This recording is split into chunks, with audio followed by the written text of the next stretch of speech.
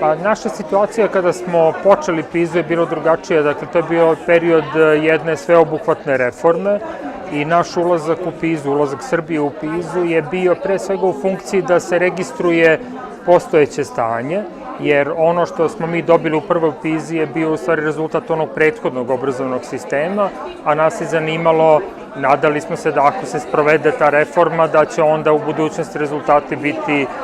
bolji, međutim ta reforma je, kao što verovatno možete pretpostaviti, neslavno prošla, jer onda se promeni politička struktura, onda se sve promeni, tako da smo mi u toj prvoj PISA nismo se pre svega fokusirali na to da očekujemo visoke rezultate, nego da vidimo u stvari šta je bio kapacitet prethodnog obrazovnog sistema da podržava razvoj ključnih kompetencija.